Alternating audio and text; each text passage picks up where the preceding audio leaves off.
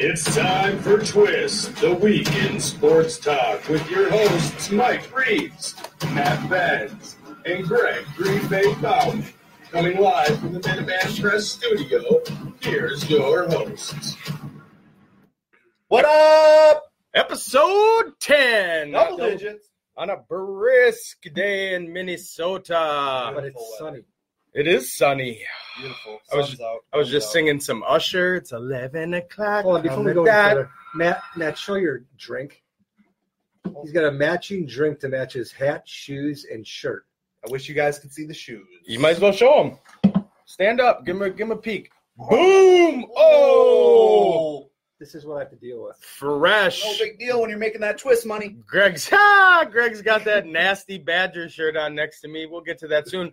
So we do have an exciting announcement. We have 2 awesome interviews lined up. We're going to get to those right away. We had a guy reach out to us who has an internet radio station, rtfsportsnetwork.com. rtfsportsnetwork.com. Starting Monday, Twist is going to be joining the website. It's a little internet radio. It'll have an iTunes and Spotify account. So we're super excited about that. So our first interview we're going to kick off the show with is with Joe Nelson. Used to be PA's parrot on KFAN. But then he went and took his talents to the .com with bringmethenews.com. So we're excited to give him a buzz and kick the show off. What's up, Mama Benz? Mama Benz, joining the party. Oh, it's a party.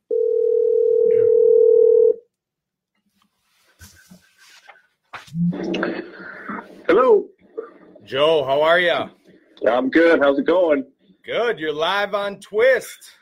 Nice. Can you hear me okay? Oh, yeah. Perfect. Yeah. Welcome to Twist Nation, man. How are you today? I am living the dream. I'm just waiting for the snowstorm at this point. No. Yeah, 6 inches, that's nothing.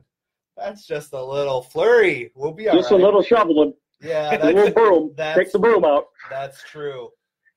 So you got your start in 2004 in sports media that launched into a career with KFAN for, 7 years? Man, you did your research. Yeah, before catching a ride on the digital boom with Bring Me the News. Yeah, no, that's true. 2004, I was way down in Marshall, Minnesota, doing a little radio TV major, and had no idea what I wanted to do, but I knew I liked sports, and I knew I liked play-by-play. And that turned into a couple of part-time jobs in Marshall, one up in St. Cloud. And then I got lucky because I knew a guy and got a part-time job at the Fan in the Twin Cities, and eventually turned into a very low-paying full-time job. And really enjoyed that because you get great experience in radio. Going to the NFL Combine, went to the Super Bowl. I mean, there's a million things you do and get to experience that most sports fans don't. And that led into the digital boom, as you say. And now we're at Bring Me the News and loving life. So we had Nordo on a few weeks back when we went live. Actually, Chuck Foreman was on the show as well. And I remember I'm a diehard K-Fan listener. I listen from, 6 a.m. till 6 p.m. basically every day. My job involves driving around, so I got K-Fan on constantly. And I remember when you left and Nordo came in, and I love Nordo now, but I was devastated. It was, I'm used to you for all this time, and then they bring in a new guy, new voice. It's like, who is this guy from Mankato? Yeah, it's radio. You always hate it when somebody leaves, or you love it. I'm pretty sure you're the first person that said that. But Nordo's still there. It's a challenging job. It's I don't know what it pays these days, but you got to make sacrifices to live that life. There's no question about it. But like I said, the experiences you get, for example, I remember one day I was going to Ridgewater College, my very first semester of college before I went to Southwest State. And I was listening to PA in Dubay, and I called in and I was talking about, the Twins need to do what the White Sox are doing and get some power hitters and win with the home run. And PA said, box. And I immediately just started laughing like a school child on the air because I was so excited that I had gotten his attention. And there was just one of those little moments where PA was having some fun and little do you know you get to work for them for 7 years, you know, and that was an experience of a lifetime. I wouldn't trade that for anything. But yeah, no, it's when people come and go in radio all the time, and actually KFAN is probably the one station that seems invincible to job cuts because they're so successful, and it's a testament to the work those guys put in. Yeah, one thing that I really enjoyed, Mike and I were at one of the feasts 2 years ago, and we were sitting front row, so we got a chance to watch everything right up close. And what I really enjoyed, obviously the content is great, especially because it was a Packer Viking week, but watching PA do 3-4 different things at the exact same time while also talking on air. He's talking to someone in the background, he's, you know, hand motioning other people. I really got a kick out of like how multitasking it is to do that. Yeah. Yeah, I heard Nordo a few days ago say, because he's the spotter now for PA during Vikings games, which is what I used to do before I left.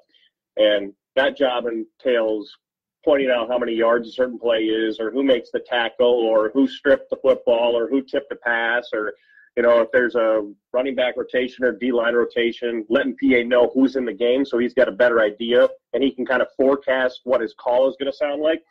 Well, he was telling me that PA was FaceTiming people in the middle of a call in the third quarter of a regular season game. So, and I believe it because I've seen it before. Yeah, you got to be able to multitask to do those jobs. And you got the headphones on, you got the music in the background, you've got what we call the button bar in front of you, and you got to be on that all the time just to make it sound like you're really paying attention. And then Nordo, the producer, might hit the talkback button, and he's talking in one of PA's ears, and the rest of the audio or the dialogue or the interview is coming in the other ear. So all the time watching the clock to make sure you hit your hard brakes and do all of that. So yes, it's definitely a bit of a choreographed dance. That it is. We're live with Joe Nelson with Bring Me the News right now. Was it a difficult jump to leave KFAN, kind of a, you know, I know it's radio, but at the same time you explain, you know, the combine and, you know, being a big Rube and having a job like that has got to be any kid's dream come true, to go from that life to kind of the behind the scenes right in the article website. Was it difficult for you? You know what? The one thing I look back and I joke about it, but I kind of regret it, is that if I were still at the Fan, I was coming up with Meat Sauce and AJ Mansour and a lot of these guys, and I look at their Twitter followers, and I look at mine, and mine's the same number it was when I left. Theirs have skyrocketed to like the 60, 70,000, and I'm thinking, man, if I would have stuck it out, I could have had this many followers, and that would help me in a lot of different ways. But you know, it was more important at the time that I had to just find a job that paid better. I mean, to be real with you. Yeah. Very real with you. My first job, first full-time job, was $23,000 the first year, $25,000 the second year. 2-year contract back in 2008, 2009, wow. Right after the crash. So you think about, you can't make money. Well, after the first week I signed that contract, I got called to the boss's office, and he said they were legally not paying me enough money. So I got a $1,000 bonus on my next check to make it legal. I mean, but that's what I'm talking about. You got to make sacrifices unless you're one of the big time hosts and you can make some money. So I don't regret it. No, I love my life now. And I miss parts of the job. It was fun. It was exciting, but I can still do a lot of that now. And I get to kind of run my own life and be my own boss, which is really great. Awesome. Well, there's obviously big news. You and I chatted via text a few days ago when you wrote that article on bringmethenews.com right before the D'Angelo Russell trade. And it went through, and it's, you know, a whole makeshift team now. What are your thoughts on kind of the Wolves, you know, moving forward? Do you like, you know, the vision of Gerson Rosas? Yeah, I do like the vision. I think the challenge is that they've created a roster that almost guaranteed is going to give up 110 a game, maybe more. I mean, there's nobody to play defense. There is no defense on that roster. D'Angelo Russell doesn't play defense. Malik Beasley is known as one of the worst defensive wings in the NBA. He can light it up just like Russell. Cat doesn't play defense. You lost Robert Covington, who's all NBA caliber defensive player. There's just nobody to defend the basket or the perimeter right now. And maybe Jake Layman changes things when he comes back after the All-Star break, but I don't know. I mean, I'm not sure you're going to win many games still rest of this season because they have to gel, learn the system, and play well together against some good competition.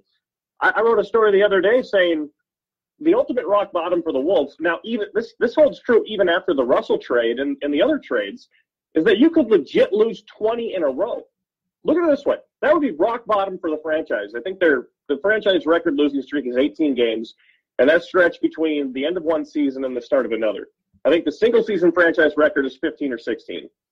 They're at 13 entering tonight's game against Kawhi, Paul George, the Morris brother, who they just traded for, and the Clippers.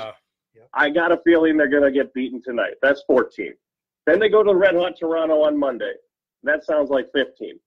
If you don't beat Charlotte next Wednesday night,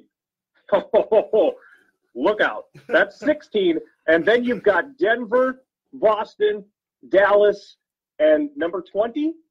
Oh, how ironic. Jimmy Butler in the Miami Heat. I'm telling you, it's the stuff of dreams that anybody in sports media would love to see kind of unfold. If you're a sports fan, that's your worst nightmare. If you're a Wolves fan, that's your worst nightmare. But I'm telling you, this team has a lot more offensive potential than it did 24 hours ago, 48 hours ago, 72 hours ago. But they're going to have to play some defense if they're going to beat any of these teams. That's just the reality of it. But I do like where they're going. They've created cap space. They've created a situation where they can go and upgrade those other parts of the team that are lacking this offseason through the draft and in free agency. That's the big thing that right there, what you said at the end, was really just the appeal that the Timberwolves got by getting D'Lo. I mean, you go from having Andrew Wiggins and the Wolves roster that we have to shuffling the deck almost completely. You keep Okogie, you keep Culver, and you keep Cat. But other than that, you've got a whole bunch of people that are kind of wanted, but also a lot of the guys that we just got are up in the air. They have to earn a spot to stay here at the end of this season. So that's really awesome. What are your thoughts on the Evan Turner drama, really? I mean, what is up with the buyout, and how will that work either in our benefit or not in our benefit? Well, I think it's going to happen. I saw Doogie from KSP, Darren Wolfson, Score North Radio. He reported yesterday, pretty late in the day, that Turner's still in town, and it sounds like the Wolves are trying to talk him down on the buyout number. He wants to play for a contender. Whether or not the Wolves have to pay the full buyout price or they can talk him down a little bit, it sounds like it's going to happen no matter what. I also heard Glenn Taylor, Wolves owner, with Doogie on his podcast on Wednesday night saying it's a possibility that he's bought out. And he wasn't at the press conference with the 4,000 other players that Gerson Rosas traded for. So I would say all signs point to the buyout happening. It's just a matter of agreeing on a number. And he'll probably want that to happen sooner than later so he can catch on with a team that has a chance to win a title this year. Okay. For me, that's not a casual fan based on kind of what you said before. I could care less if we lose 20 in a row. At this point, we made the move to get D'Lo. It's not about this year. This year is about securing the best pick that we can get. I think I'm with you. I'm not a huge Jarrett Culver fan, but I know we drafted him kind of as a 1B because we missed out on the opportunity. But right at the beginning, Gerson, made a big trade in the draft. We're not used to this as Minnesota sports fans. I mean, I love, whether it blows up in his face or not, I love that he's going out. He's making moves in the draft. He's making moves, before the deadline. We'll see what a free agency period has with the Wolves. But right now it's not about this year. So if it's 20 right. Keep losing. I hope D'Lo's injury just, you can sit out the rest. Why don't you and Carl, why don't you just go on vacation now? The rest of the team's not going to be here. You don't have to be buddy with them. Right. Maybe Beasley, but we're not keeping them. It's this is a dead season, and in the best interest of the NBA draft and that 2020 pick, you want to lose as many games as possible to give yourself the best chance in the lottery. We all get that, and that's, you can call it tanky, you can call it what you want, but any diehard Wolves fan is going to want that to happen because that gives you the best chance to get an impact player in what's considered a pretty weak draft. Okay. So, that's just the reality of it. That's true. And back to Okogie and Culver, Yeah, I mean, Culver shoots bricks and Okogie can't shoot, but they're both tenacious. They both could be very good wing defenders in time. And I look to Gary Trent Jr., the former Apple Valley star, who was a mid-first-round pick. He's with the Portland Trailblazers now. He had 16 points last night and was playing tenacious defense in a great game against the Utah Jazz. It's taken him a good 3 years to kind of get his finding in the NBA and develop into a player that can contribute to a winning team like Portland is Portland is. They suck the first half of the season every year, and then they make it interesting the second half and scare somebody in the playoffs. Yeah. And that seems to be happening again. But, Okogie is still very young. Culver is extremely young, and I think both of their ceilings are, yet to be reached, obviously. So they're going to be big pieces of this team for the long term alongside Russell and Culver, or Towns. And my last question on the Wolves for you here, Joe, is, out of all the people that we got besides D'Lo, is Beasley the other shining, we'll call him shining prospect that we got, or do you have a lot more hope in anybody else? I have no hope in anyone else but Beasley. I do. Yeah, I really do. I'm not buying the Jared Vanderbilt scheme that everybody's talking about this. I'm like, come on, guys. This is Jared Vanderbilt we're talking about. Maybe he'll surprise us and fit in the system playing 6 minutes a night, but he doesn't look like he's going to be an impact player at any point in time. And that's what happens when you're the 44th pick in the draft or whatever he was. So, Juancho Hernan-Gomez, no, not seeing it. James Johnson, veteran presence, but at $16 million next year, I hope he opts out. I do not want him to opt in. He's a big deal because if he opts in, your salary cap spending goes from about $37 million to $21 million. Ooh. So you could have $37 million to spending in free agency. It's not a great free agency crop, but you can do a lot with $37 million, including re-sign Malik Beasley to a nice deal, and he's probably going to cost $15 million a year, right? So James Johnson's a critical piece of that. Otherwise, I think most of that free agency dollars is going to go to Malik Beasley, who, like I said, you probably want to have a shooting guard or small forward in this league who can play some good defense, but he can definitely light it up, and he's one of the most efficient scorers when he gets time. He's proven that over the last 2 years, and he's a tremendous spot-up three-point shooter. His spot-up threes this year, he's shooting like 40% compared to 37% overall, so they'll fill out a role for him that involves D. Russell and or D'Lo, I should say D. Russell. Who calls him that? D'Lo and Cat. Just finding him open for threes, and that's where he's at his most effective. But yeah, I do think he's a big part of the future as well. Awesome. Yeah, it's exciting time. Why don't you tell us, to kind of wrap up here, just a little bit about Bring Me the News, your part in it, kind of the vision for the future, all that kind of stuff.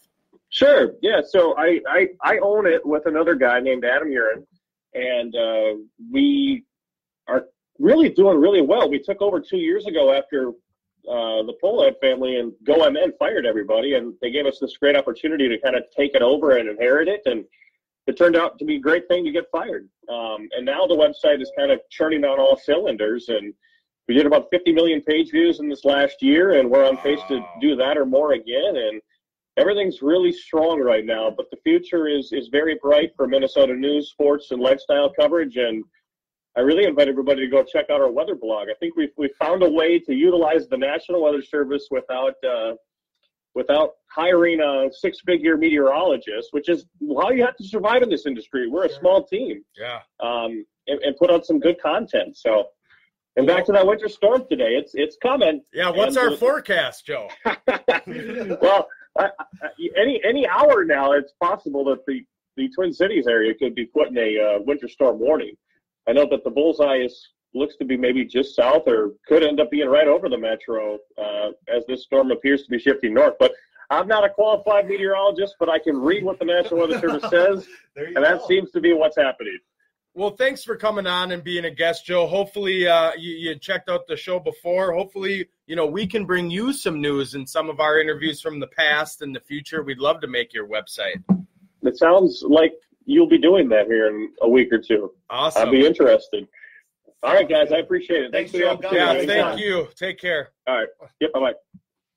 That was Joe Nelson, owner of BringMeTheNews.com. Man, that was fun. That was awesome. And he got a new Twitter follower in this guy. Yeah. So there it is. It paid off. So we appreciate that. Make sure to head to his website. Again, that's BringMeTheNews.com. Joe handles all the sports end of it and apparently some of the weather. And as of websites, make sure to go to RTFSportsNetwork.com, where your Twist fellas here will be on internet radio starting Monday.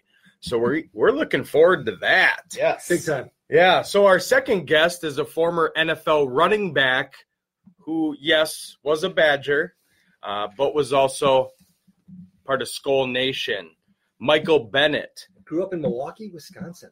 So let's give him a buzz. Interview 2, Twist, episode 10. Oh.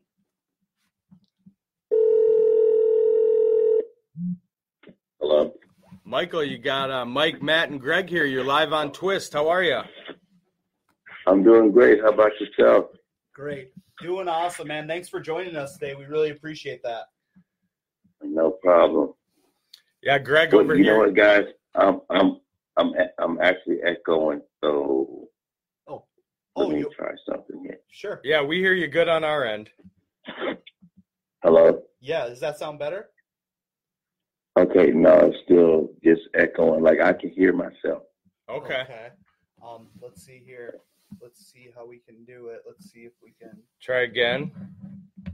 Does that sound any better? Can you still hear yourself? Try one more time here, Mike. Okay. Is that better? I can still hear it, but it's fine. Okay. Yeah, you're coming through great on this end. So, Perfect. Okay. yeah, Greg's wearing a Badger polo right now, which is disgusting to me, but I think it's for you. Yeah, absolutely. Michael, the funny thing is I grew up in Waukesha, Wisconsin, 2 years older than you, and played football against Tech freshman and sophomore year. I don't know if you would have played against my cousin, but my cousin's your age. So I've been following you. You know, I know that you were a big track star in high school, which is really funny. But once you got to Wisconsin, I know that you played with a bunch of guys I know. But it was really fun when Mike told me that you were coming on, because you were the reason why high school coaches in southeastern Wisconsin taught pursuit drills. Sure. Because no one could catch you in a straight line. Yeah. Yeah. Well, that was cool. I appreciate that. I really enjoyed my time there. Yeah. So then I'm going to touch a little bit on, my first question has to do with your college, track especially. So what does it feel like when you're running a 4.1340? You've got to be feeling like you're moving pretty quick, I would assume. I will never know this feeling, but I just wanted to ask you. Well, one of the things for me is just I grew up like running, chasing cars, chasing motorcycles, dogs, cats, whatever it was. And my grandfather told me, he said, you should go out for a running sport other than football. And I think with everything that was kind of going on as far as, football, track, and other sports, I didn't like it because it wasn't like a team sport. But when I won my first gold medal at like 6 years old, that's what it done. That's what did it for me. Yeah, no participation. No. Yeah, so I could just go out, and what my grandfather always told me was everybody else is working for second place because you're going to win every race from there on out. So,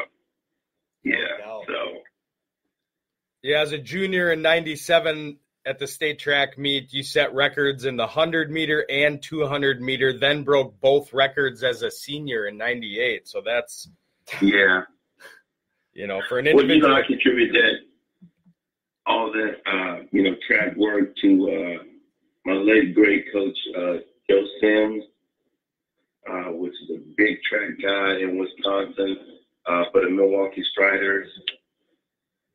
Coach Williams, which actually was my English teacher in high school.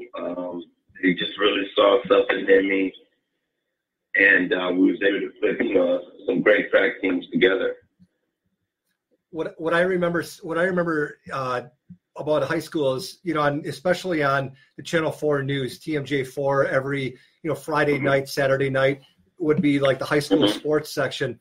And what I was Saturday night was amazing, because that's when you would have your track meets, is how much bigger you were than the people you were competing against. You had such a huge upper body for a track star that it was funny, because being a football player and having a dad who's a football coach, I followed you as a running back.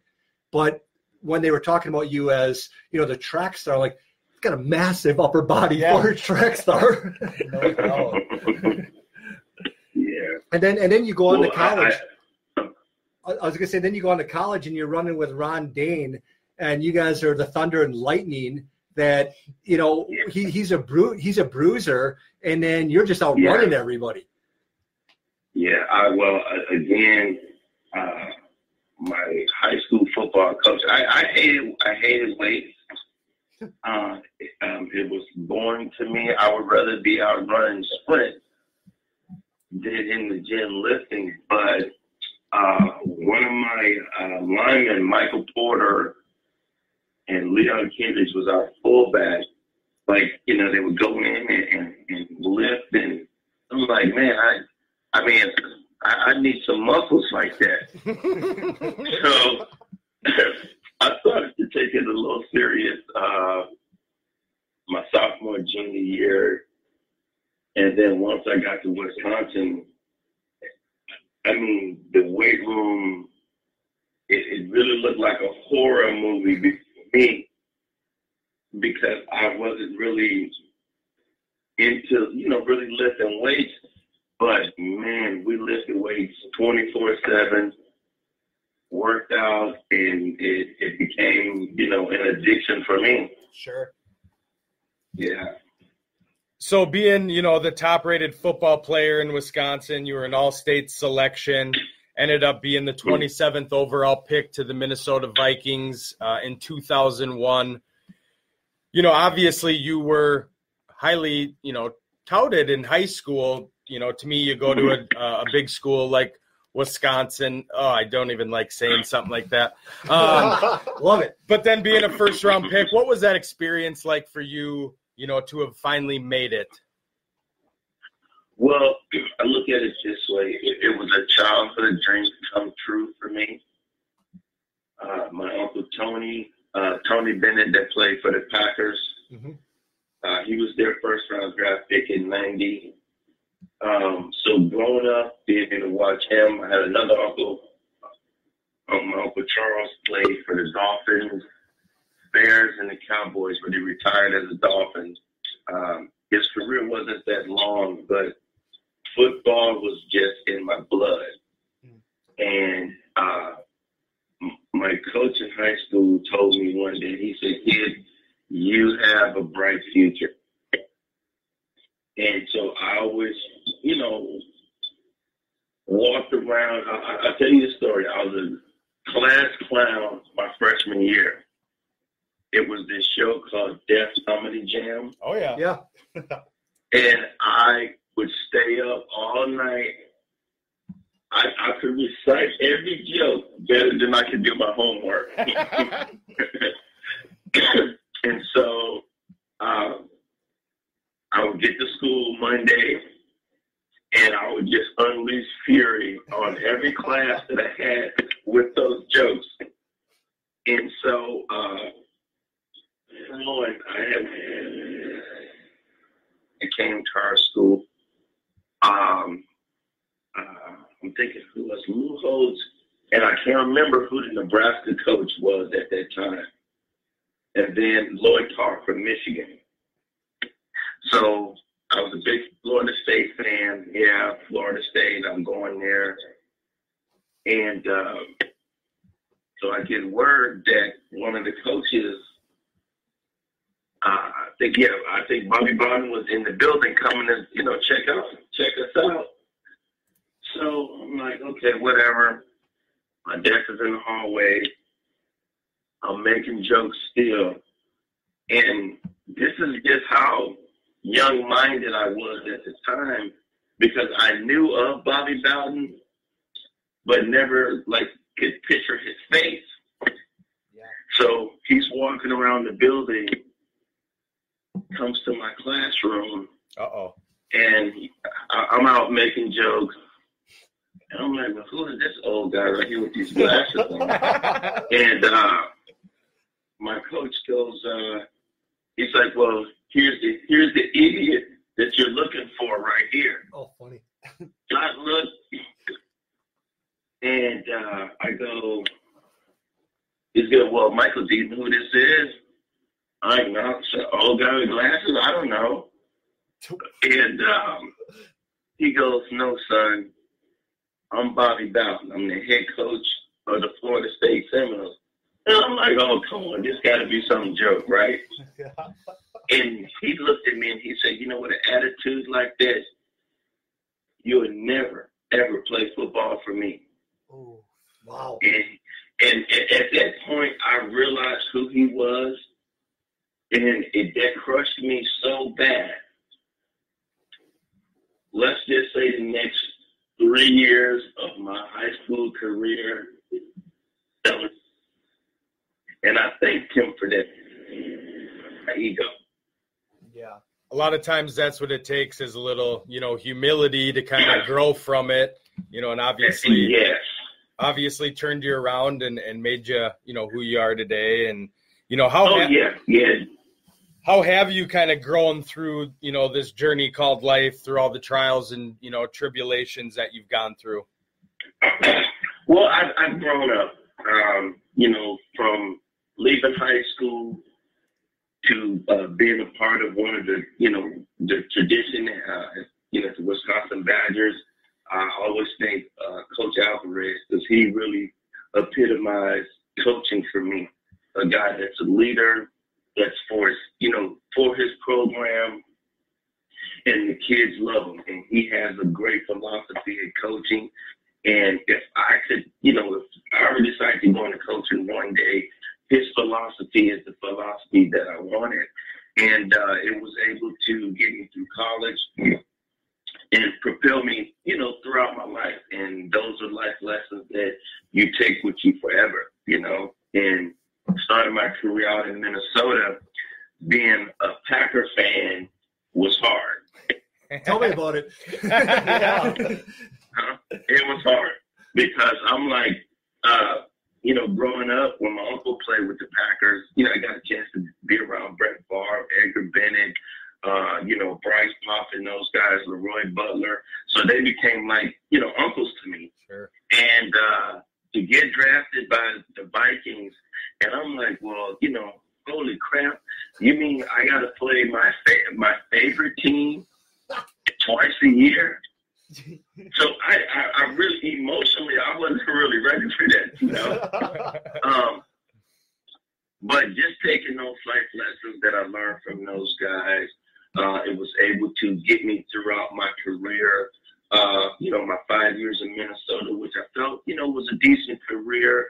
And then I hit the injury bug, and then I started going from team to team to team to team. And, I lasted 11 years, but had some wonderful years in playing football. And then there comes that, the dark side when you're done playing.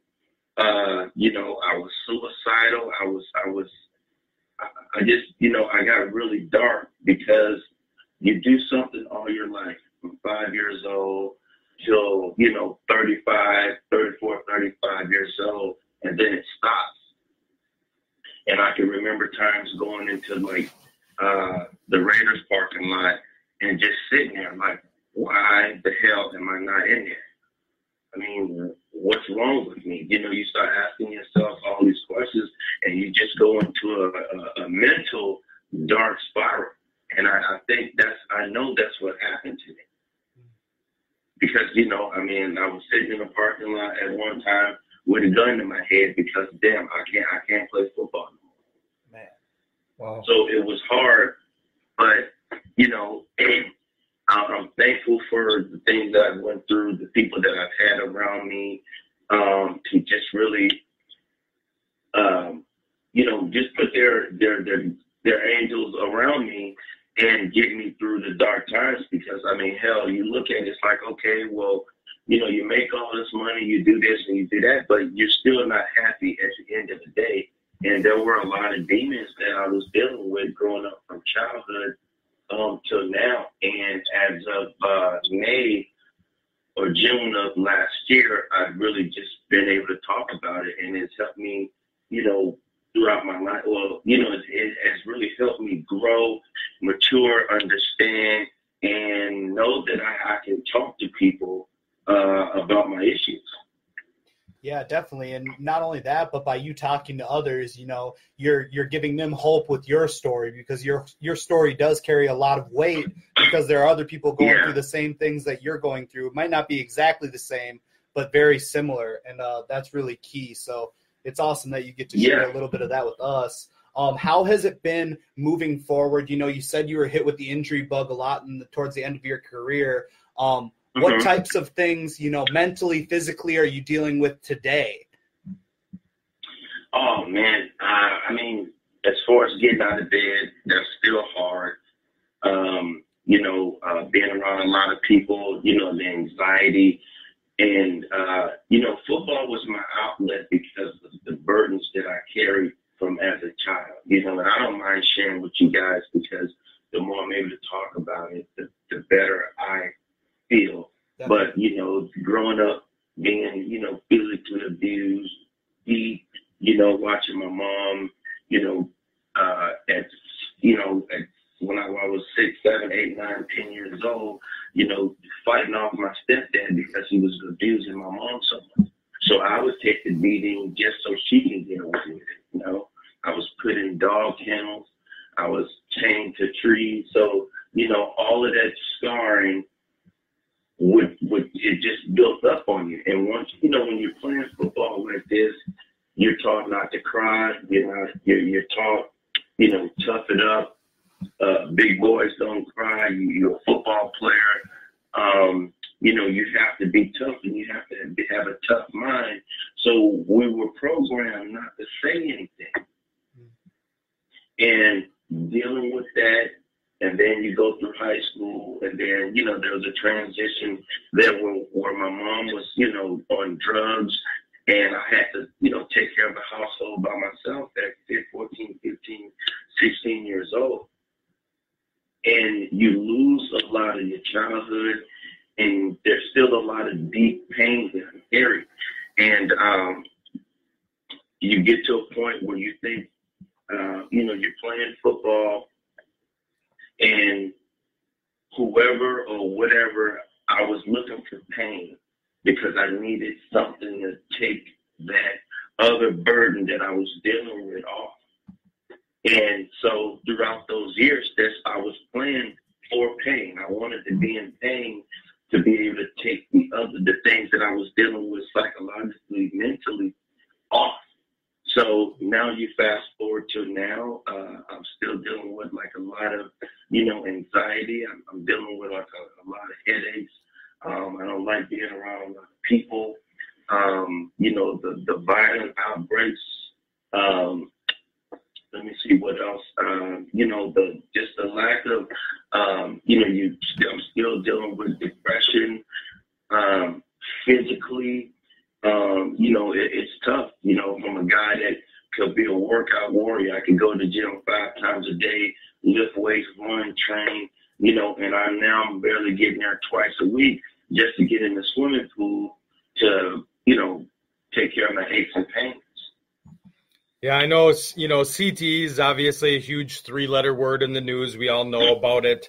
And you've experienced quite a few side effects. I know you've been open on it on Instagram, and, you know, your head hooked up to all the cords and talking about, you know, blurred vision and memory loss. And, you know, so there is this other side of playing football, the game that, you know, I grew up playing. You know, we grew up playing, obviously not at the level of you, but kind of the after effects. We had Chuck Foreman on the show, who was obviously, before you, probably about a month ago. And he was very open with us about, I believe it was like $23,500 a year they get for their for the players' pension, whereas in other sports it's more of a six figures. So the NFL really beats you up and takes advantage of your body, and then is offering kind of chump change as of here you go, kind of turning the other cheek as far as you. Yeah, and that sucks for those guys because when they played, most of those guys had two jobs. Yeah. And the money, is substantially way greater than it was now. But at the same time, you look at baseball, you look at football. I mean, baseball and basketball, and I think maybe one other sport is soccer. But all of their money is guaranteed. Their pensions, from what Mr. Foreman is getting, you got guys like, let's just say, because I think that was around like Kareem Abdul-Jabbar and that time as far as guys for basketball, and they're getting 60. Yeah. And they played way back then. Like the NFL, it's glorified. It's the world's greatest sport. But when you're done, it's just like, they chew you up and then they spit you out. And then they sit around and say, oh, we have all these benefits. We have everything for you guys, which that's just, just window dressing. Yeah. Basically. There's help, but at the end of the day, as far as getting the guys what they need off the field later on in their career, is an afterthought. Yeah, that's really sad. I know hopefully they can clean that up. You have 3 sons, right, Michael? Yes, 3 sons and a daughter. 3 sons. So would you, after you're, it's all said and done, you're sitting here right now, your son say, Dad, I want to play football, knowing what knowing how you feel, do you, try and lean them towards soccer, or do you, say go for your passion? You have a family full of people that have played in the NFL, and I assume, your sons have that good gene. Is that something that you push them to do, or? Oh, they have it, but the thing is, I only have one that just loves it. He's like this, Daddy, I'm going to break every record you have. And that's my youngest son. And he works for it. But my older, they don't even care about it. They don't even really know teams. They don't even want to have nothing to do with it. So I'm not going to force them. I'm not going to push them. I have a musician, and then my oldest son, he's has autism, so he does his thing with numbers, music, Rubik's Cube, awesome. Designs, and stuff like that. But my youngest son, if anybody, he's going to be the one. But I'm not going to push him. Yeah, I would think, being obviously a son and a father, if I kind of grew up seeing my dad, on the TV and an NFL player, but then now where the repercussions, of playing that sport, like you said, the times you're getting in the gym are to kind of just rehab from the aches and pains, that you're dealing with on a daily basis. So I would be hard pressed as a son seeing his father to be like, I see all kind of the fame and glory and fun, but look at what the outcome of all that is. Right. Yeah, and it's a serious outcome. When the doctors say, oh, man, you're bone on bone on your knees, your back is screwed up, along with your shoulders, your wrist pops out of place, you really can't squeeze a ball, you can't, it's just a lot. But at the end of the day, it's the price you pay for it. Yeah. If I could tell anyone, start their kids in flag football all the way up to once they get to high school. Because I think the earlier, I took a beating early on because I was playing football at 5, but, playing for 2 different teams for 2 different leagues because it was an addiction for me. I wanted to play. Yep. Yeah. And so as I got older, you can only play for this team, that team, but, I took it real serious. And I always get this question asked of me, would you play again? Or if you could do it all over again, would you still play? And I tell them, yeah. It's the ultimate competitive You know, I could go into boxing, but hey, I don't want to get hit in the face. I don't want to have. Or I could go wrestle, but you know, they get the cauliflower ear. I don't want stuff like that. You know? Yeah. Or you know what? And I could have went and done my track career, which I know would have been very promising. But you know, I just football is just the ultimate sport to me, because it takes all 11 guys to be able to methodically get the ball up and down the field, and that was really what I wanted. You know, basketball is easy. If you're Steph Curry or someone like that, you can just go down and shoot. But football, you need all 11 guys on the same page to get the plays done. Yeah, and you hear that from, I think, most of the athletes. They see in the news with, you know, what's his name, Aaron Hernandez and Junior Seau and some of these big high-profile deals that they like to put the CTE word into. But most of them, you know, it is an addiction. It's something that they just love doing. They're passionate about doing it. They're good enough to play it at the highest level, and they're going to take the risk of whatever that outcome is to play what they, you know, enjoy and love doing. Yeah, you're right. And I think what the NFL needs to do is just continually have, you know, the former player seminars. Like, you know, we don't want to feel like, oh, pity or for us, but educate these guys on the life, doing football, and after football more. Sure. And as far as giving them like the healthcare is the biggest thing that there is. Because since I've been done, luckily I have a few doctors that, you know, has dealt with NFL players before, so they understand. But if you go to a regular family practitioner and you telling them this hurt, that hurt, and you asking them why, it's like, oh, well, I played football forever, and it's like, well, you play pro football? And I'm like, yeah, well, what is this? What is that? And they have no idea because they've never worked on people with the severity of the injuries and the things that we have. So you always have to go to like a sports specialist or somebody like that. Sure.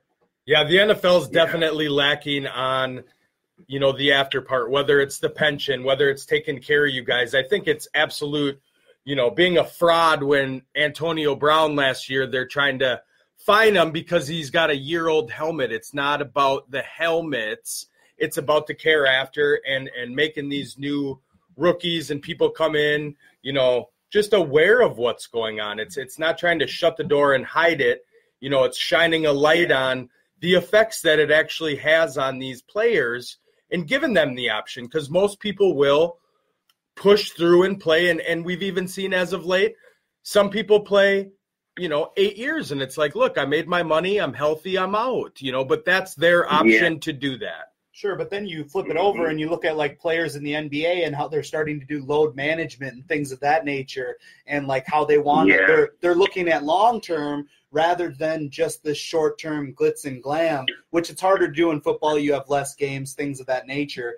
But, you know, they don't prep these guys. We had Frank Ragnow, who's a starting center for the Lions, and, you know, him coming up, when he got his agent was hard-pressed on financial stability in the future. He said, if you follow these suggestions that I have for you now and you don't go out and buy the Bugatti and you don't go out and buy everybody and your extended family a house, you know, you're going to be set up and your kids' kids will be set up. And that's something that they don't really press because they think they're going to have this money for the rest of their lives. And we all know that money goes very quickly. Yep. You know? So it does, especially once you're done, because those checks stop coming in, and the bills continue to go because you have to live. You're right. And they'll have the seminar once a year, which tells you how to, you know, do this and do that. But you know, when you're a 23-year-old kid, you don't want to hear that. You want to hear, you don't want to be sitting in a meeting for 2 hours learning about what you should do, and you just got $30-40 million in the bank. You want to go out, you want to have fun, you want to enjoy it, and go from there. Yeah, definitely. Yeah. So Well, I appreciate you being, honest and forward with us. This has been a great interview. Yes. Really appreciate it. Yeah, we really do appreciate it. Not only that, but, we hope to have you on in the future and keep updating us, with things that you're please got do, going guys. on, man, Please do. we appreciate you're a part of the Twist family now. And once again, I hope you can share this on the platforms that you have. We'll be going viral with it everywhere, basically. So if you follow us anywhere, be sure to mention us, and we'll be sure to mention you, okay? Definitely, guys, and I appreciate it. And like I said, if I can ever, get on again, if I'm ever in the area, you guys in the Twin Cities, right? Yep.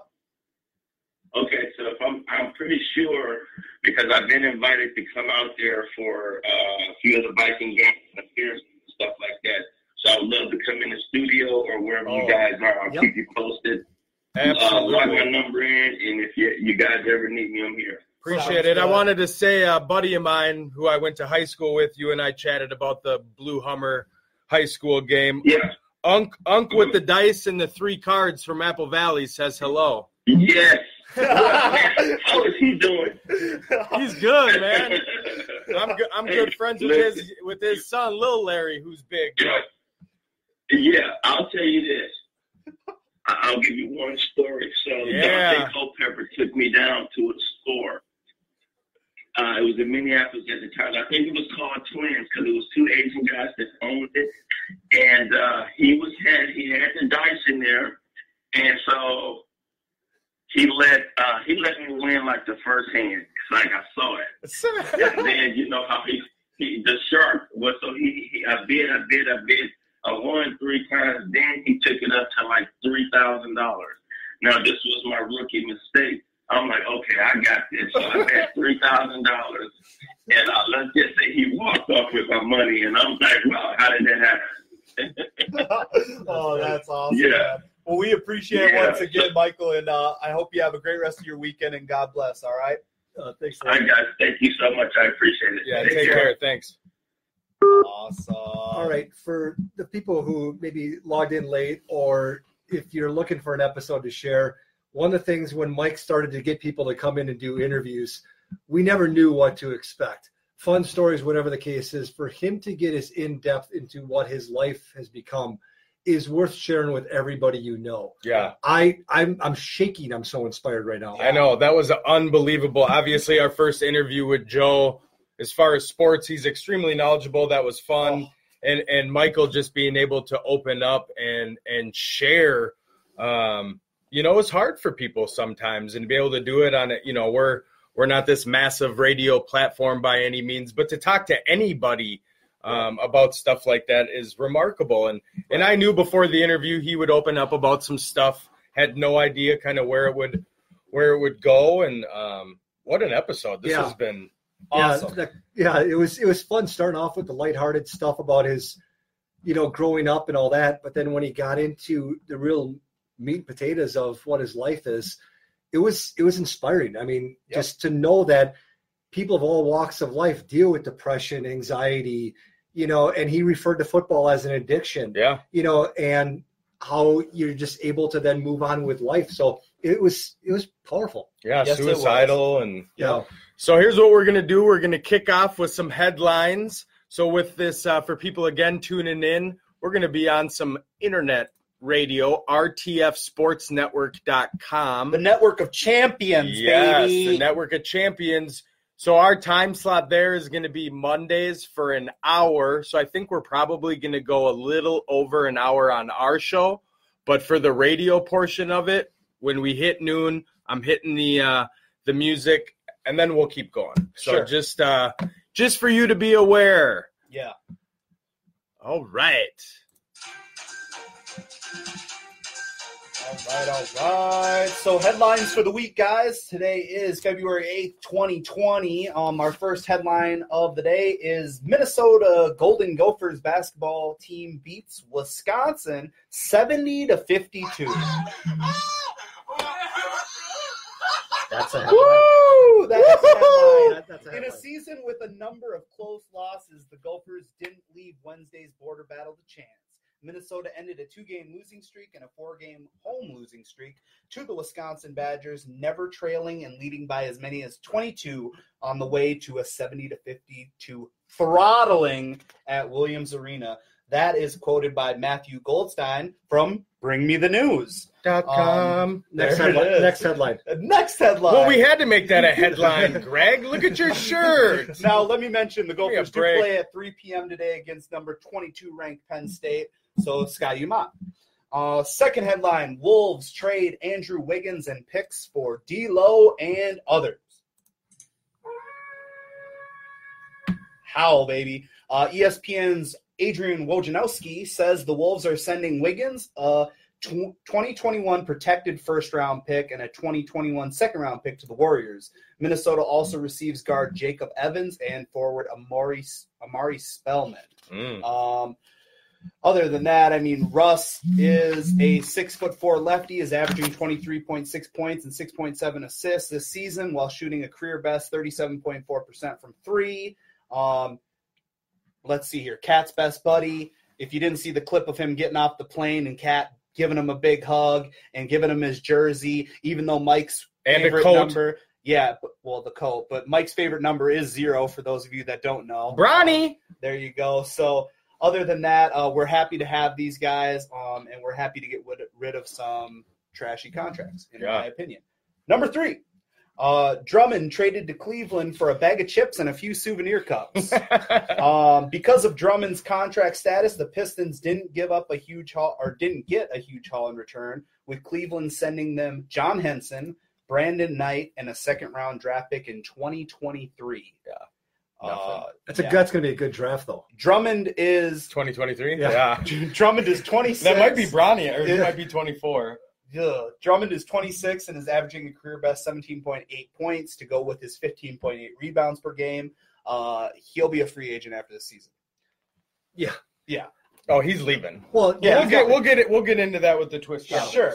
Fourth headline for today and the last headline for today. Pete Rose uses the Houston drama and cheating scandal to ask for reinstatement. Pete Rose asked Commissioner Rob Manfred on Wednesday morning to remove his name from the Major League Baseball's ineligible list, which would allow the all-time hits leader to be considered for induction into the Hall of Fame. In a petition sent to the MLB Commissioner Office and obtained by ESPN, Rose and his lawyers argue that Manfred has recently opted not to punish players guilty of major game-changing rules infractions, and as a result should end Rose's 30-and-a-half-year ban for gambling on baseball while he was managing the Cincinnati Reds. Woo! What a joke. I don't know how that will go. It's unfortunate that the players nowadays aren't being this punished, because then you wouldn't have as much of this crap, but that's that. So those are my headlines for the week, and I appreciate it. Great job. Beautiful. Thing. Well, last Sunday, I was watching TV while eating soup out of a bowl. Yeah, the soup bowl. The soup bowl. The soup bowl. So let's get into that here real quick. So we all called it the Chiefs.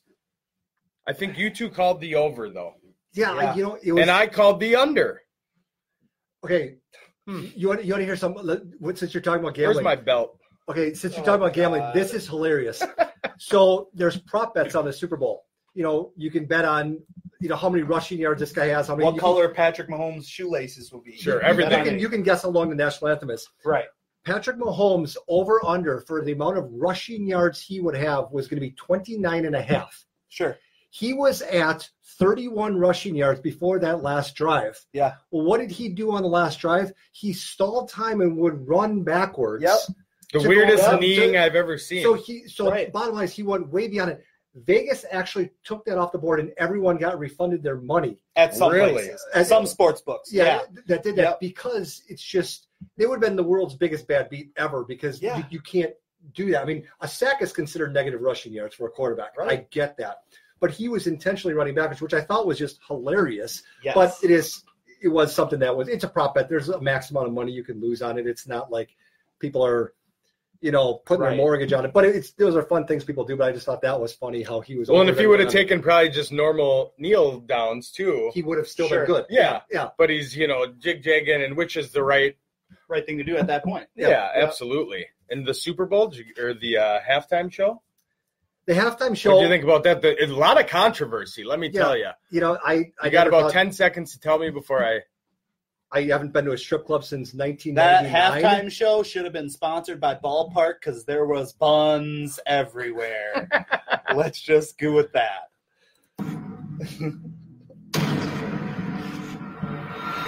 For the radio internet segment of the show, this has been episode 10 of Twist. We'll see you next week. Thanks a lot. For everybody else, we're still going live. We're here. We're still here. Weird. Right. So Super Bowl stuff, I got some stats. All right. Like always. Jimmy G, yikes. 20 for 31. He's a handsome man, isn't he? God. It's From unfair. on the scale from 1 to Greg, he's like an 8. Oh, good Lord. He's got a porn star girlfriend, too. I bet you he's got, I don't know. I bet you he's got Are a they really really? big hand. No, I think they just hung out. Okay. Anyways, all right. He went 20 for 31, 219 yards passing, 1 TD, 2 picks. Actually threw. Yeah, unfortunately. Yeah. Deebo Samuel, 5 receptions, 39 yards, 3 rushes for 53 yards. Dude's going to be a beast. Yes, he is. He's a beast. He's good. Then you got Patty Mahomes, MVP, regular season MVP, Super Bowl season MVP, shattering records, killing the game, 26 for 42, 286 yards, 2 touchdowns, 2 interceptions. Not his best game. No. Not an usual MVP Super Bowl game. Damian Williams should have probably had Yeah. it. Sure. Still, got himself his first ring. Congratulations there. Damian Williams, 17 rushes, 104 yards, 1 TD rushing, 1 TD receiving. Yeah. And then Tyreek, 9 receptions, 105 yards. Quiet 105, too. Quiet 105 Besides for yards. that one. I was going to say, there's one that was 3rd and 50, 50-yard reception. Sure. That'll bump your numbers. Yep. So, that's that. That's what I got. It was a fun game. I Yeah. mean, I'm a huge football guy. We all are. The interesting thing, great players come up in great moments. And Pat Mahomes had 3 quarters of nothing. Sure. And fourth quarter took over. I mean, looked like Pat Mahomes. I don't know. I thought it was over. I was pissed. Yeah, and I was on Twitter where most of the people I follow on Twitter are sports writers, sports reporters. And it was funny because the vibe the entire game was, when is it going to happen? Not if Pat Mahomes comes and does something great, it's when. Yep. Yeah. And then as the game went on and you're into the third quarter and it's late in the third quarter and you start the fourth quarter, it's like, well, he's run out of time. Does he realize that this game's only 4 quarters? Because he's got to do something here. And then boom. And then, then when Williams had the run at the end to really seal it, it's like, okay, now this is over. But Sure. for some reason, I just never thought they weren't going to win. Sure. I never thought they were going to win by 11 as the way the game was going. I thought it was going to be a lot closer as the game went on. Yeah. But at the same time, it really seemed like they always had it under control. And Andy Reid never looked like he was out of sorts, which everyone was worried about. The big thing, I mean, you saw Shanahan's play calling at the end, and it's like that in of itself. You're throwing the ball when you could have ran it. And it is what it is. Dude's going to have a great career as a coach. But that's the thing, it's just the Chiefs were constantly trailing in the playoffs. Yeah. But yet they still have the magic to come back. And that's what you get with that high-powered offense and your defense playing better at the end of the year when they needed to. Yeah. When you get hot towards the end of the year, that's just like even in March Madness. It's like the teams that are playing hot in the conference championships, those are the teams that carry it through. You want to finish strong, and they did. So. Yeah. Yeah. Cool. I got a text from Michael Bennett, who is our guest here. Just wanted to thank you guys for having me on the show. I had fun. I wish we could have talked a lot more to get into a lot more details. Oof. Thanks again, and I look forward to talking to you guys very soon. Keep up the good work. Great guy, humility. Great guy. Yeah. And we will have him on again. That was a longer interview. Both interviews took up 45 minutes of the show, which typically doesn't happen. But if it does, bring it on. Yeah. That means they're great interviews, and they were. So we will have them on, and we will get into some more detail. Absolutely. Yeah. So the Chiefs win, and we win. The Patriots don't. Yeah, Patriots don't. That's all that really matters. Put your hands together for the twist topics of the week. Twist topic number 1. Numero uno.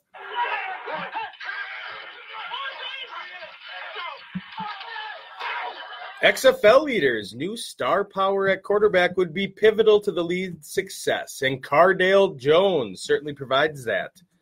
He will forever be a legend at Ohio State after leading the Buckeyes to a national championship as a freshman. The XFL does start today. Does he have what it takes to lead the XFL? I think it's going to be a guy like Landry Jones. It's going to be a quarterback. I think the fascinating thing about the XFL is they are really giving the fans all access. So what the difference between the NFL and the XFL is the NFL, it's what are you doing on the field? Pat Mahomes is the type of guy who just plays a different brand of football, sidearm passes, things like that really make people interested in him. Whereas it's going to be someone with a personality. Sure. And I don't hate me. Yeah, I don't think that Cardale Jones is the type of guy who just has that personality where he's going to give you those one-liners on the sideline.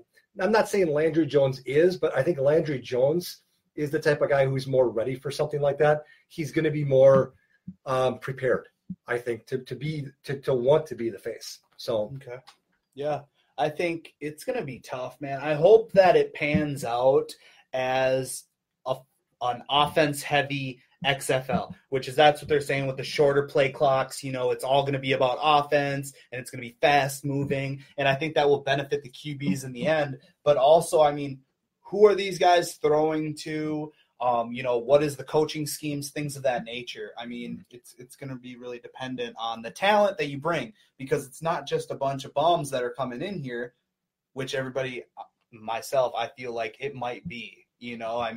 Look at, what was it, the AFL?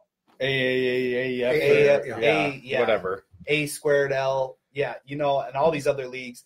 It's not the NFL, and you got to really lower my expectations in what it's going to be. It's not going to be the NFL. They were getting people. The difference is in the XFL, in my opinion, isn't going to be led by one player. It's led by Vince McMahon, and the difference between the XFL and the other leagues is money. Right.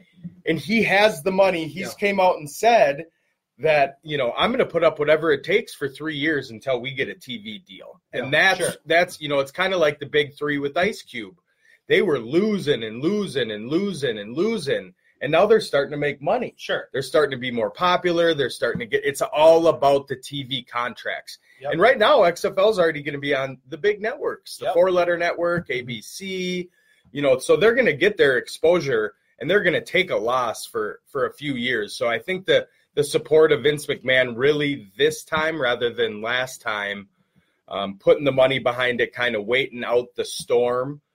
And the second part is they need to co-align with the NFL. Sure. I was talking with my dad about this, and rather than being a separate entity, why can't it be a farm club or a G League or a place for college players? I don't think are going to want to leave to go to the XFL because they're about to start making money. Places for the NFL to farm out new rules and things of that nature and see how they work. Well, ex-NFL. Their commissioner is Oliver Luck, who's former NFL player and Andrew Luck's dad. Yep. And he was talking in an interview today about how the players are under contract, but they're going to encourage players that get offers at the end of their season, go to a training camp. Their season ends before the NFL OTAs, organized team activities, starts. Yep. So these guys are going to be lined up in it.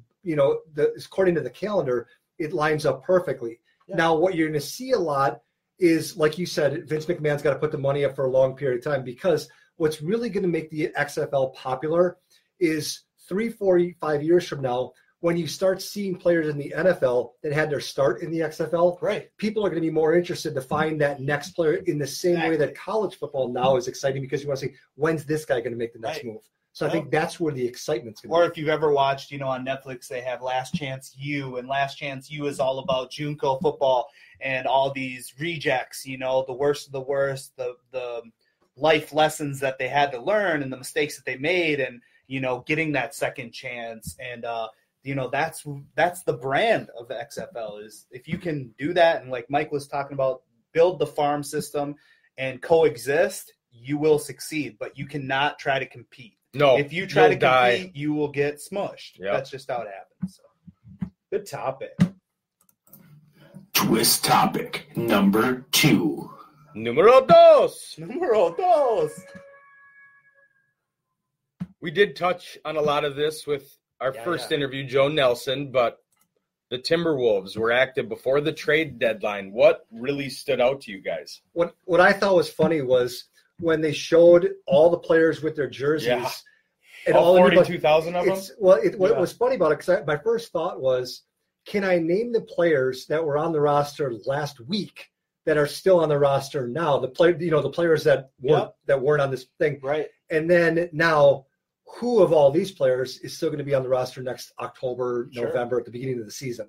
Yeah. So what I think is so fascinating, we were talking about it with Joe Nelson a little bit, but it's way too early to speculate.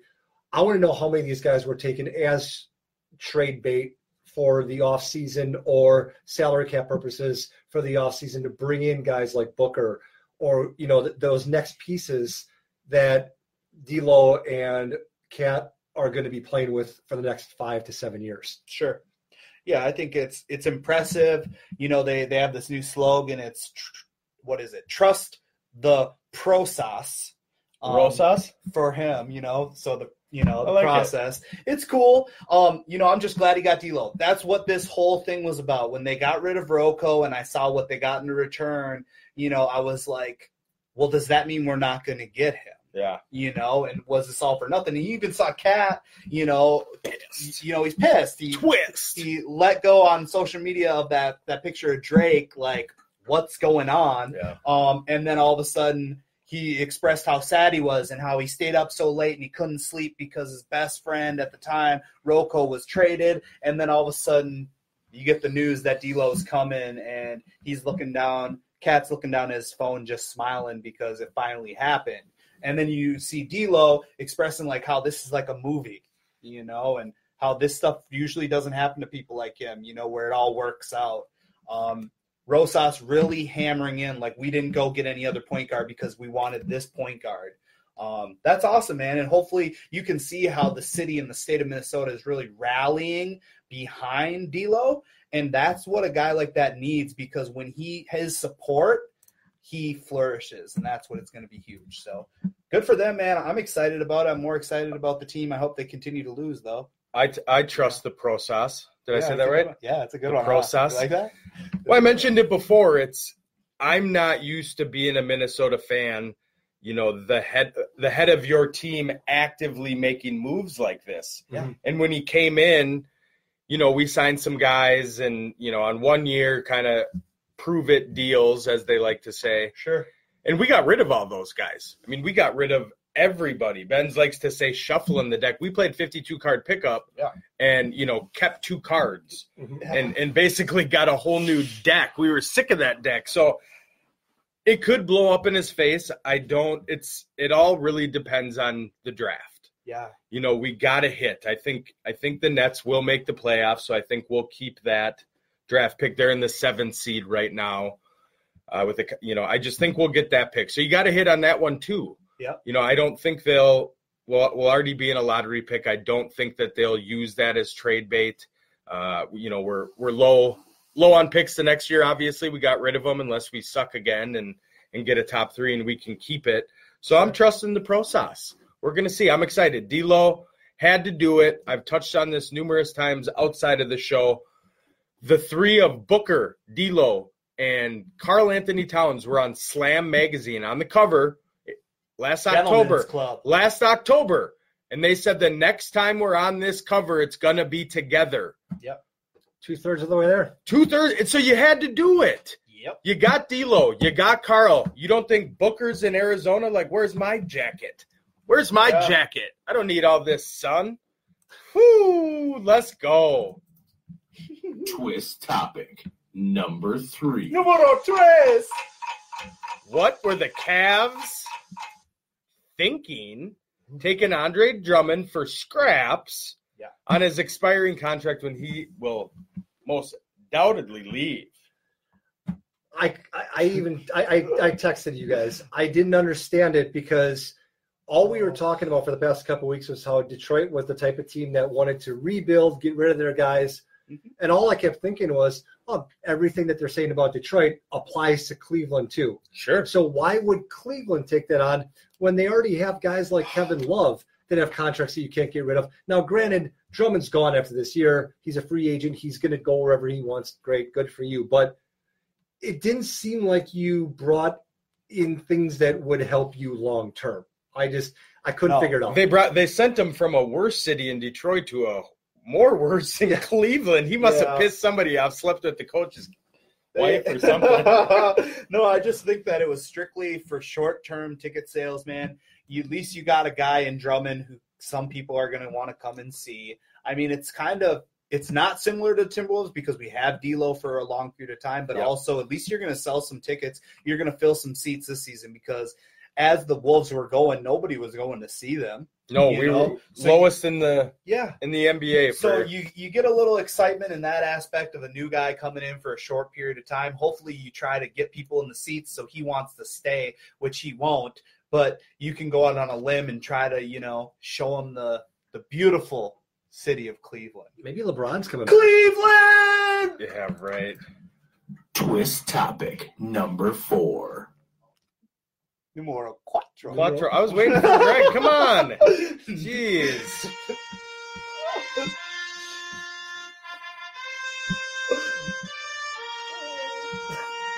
So who was the biggest winner in the NBA trade deadline? Which team took the cake? I think what was the biggest winner was, the Clippers getting Morris, but I thought what was more apparent was Milwaukee and the Lakers not doing anything. And the Lakers, the two teams that are in the number 1 spots right now, not doing anything by the trade deadline. I thought that was more interesting, but I thought that Morris going to the Clippers was them saying, we're in it. It's huge. Yeah.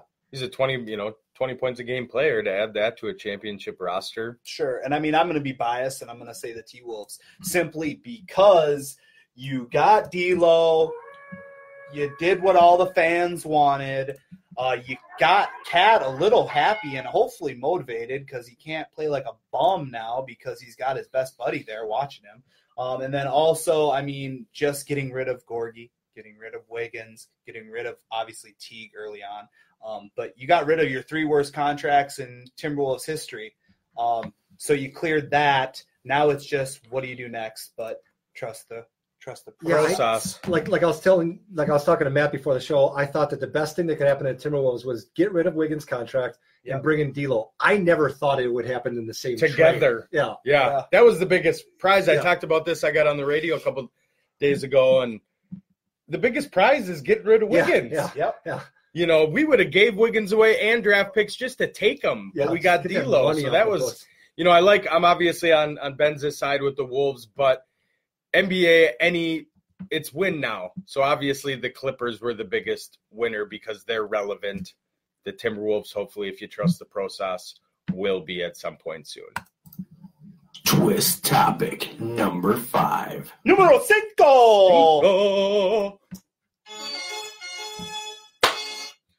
The Twins were involved in a blockbuster trade. Or were they? That is still working itself out. The best tweet I saw about this, dude, is where the guy's like, so do you guys remember the episode of The Office where Michael Scott has his own paper company and he's calling back these companies asking them for more money? Oh, yeah. And that's what Boston's actually doing right now. They're saying, well, we'll take him. We'll take, the fireballer, but we want another top prospect. Top 10 is what they're saying. And it's like, okay, I can see why, but it's also like, do your homework, dude. Like, where are you guys going on the fly? It shouldn't take a physical to... and I was talking to Greg before the show, and I was saying, you got a fireballer, you're going to get injuries. That's what it's all about. You look at Chapman throughout his whole career, he's on and off. Guys that throw that hard, they're going to wear out their arms. It's not supposed to physically happen. You're not supposed to throw over 100 miles an hour. Yeah, 21 years old, he's... Yeah, and, that's why... If it doesn't go through, okay, we'll take him back, obviously. That's tough, too, though, because now you got a guy that was like, you guys just tried to get rid of me, and now I got to come back into your clubhouse. It is what it is, man. Yeah, from the Twins' perspective, what I thought was the best about the other two teams, the Dodgers, the Red Sox, they're always involved in big trades. Usually Boston not from this end of it. Yeah, exactly. Getting rid of someone to not get something huge back. But from the Twins' perspective, what I thought was so great about it, even if the deal falls through, what you told your fans is you're willing to get involved in these types of trades and get players. So it's kind of like, taking your wife to shop for a new car, tell her you're going to get a new car and the car's not available, but now she knows that you can afford it. Yeah. Right. Yeah, that too. And I mean, also they're saying on the Four Letter Network this morning, they're talking about how the MLB Player Association is getting involved now because you got these guys that are in limbo. They're sitting there and they're like, what do me and my family need to be doing right now? Do I need to be looking for a home in California, or do I need to be, staying put? Are we working on this? What's going on? There should never be a trade that's in limbo for this long. It's not fair to the players. And then you hear about people around the league, and especially on Twitter, they're talking about how, Minnesota's the issue. They should have been open and honest. It's like, how weren't they? Yeah. A Tommy John surgery is in the medical records, and things of that nature. Obviously, it has to do with Boston wanting more. Yeah. If you want more and it's not going to happen, just say it's not going to happen. The fact that the Players Association is in it is a crockish. Ugh. Yeah. What a bunch of whiny babies. You're sitting in your $1 million mansions. Sure. It's not even the season. It's nothing. Just sit still and shut up. Hot take. God. Well, thank you to Joe Nelson to bring me the news. Thank you to Michael Bennett, both of our guests. Episode 10 of Twist. Tune in next week for an interview with Jamie Watson, Minnesota United FC. Thanks again. Peace.